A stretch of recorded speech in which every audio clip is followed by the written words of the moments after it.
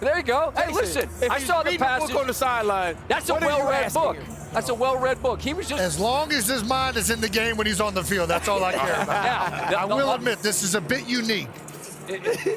He says he's done this before. I'm calling BS just because there's a zillion cameras at every game. If the man broke out a book on the bench, I will say I did talk to a bunch of the Eagles after the game, and they said he has been doing that for a number of weeks. Interesting.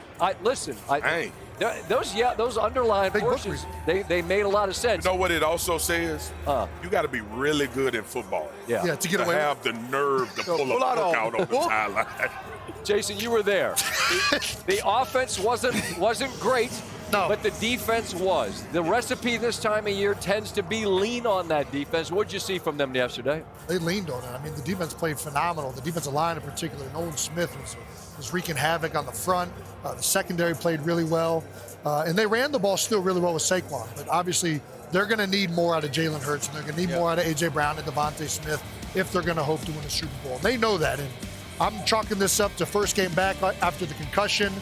In particular, like, for some reason, this style of defense we've struggled with in the past. It's the same similar style to San Fran and Seattle, these four-down defense plays, cover three. I don't know what it is about it, but we've struggled in the past with it. And I just think next week we're going to see a market improvement in that area. Yeah, but again, the low-scoring games, many low-scoring games this week, but the ability to run the football, the ability to trust your defense, that recipe is as old as time. And it travels. We fall in love with lots of other things during the regular season, but you put it well. It travels and it wins, especially this time of year in Philadelphia. They got to exploit more the middle of the field. I agree. It felt like it was a lot of like vertical, right straight down the field. They need to get more back to these crossers and things like that, no question. But you know what? They got 60 more minutes of football minimum to sort that out.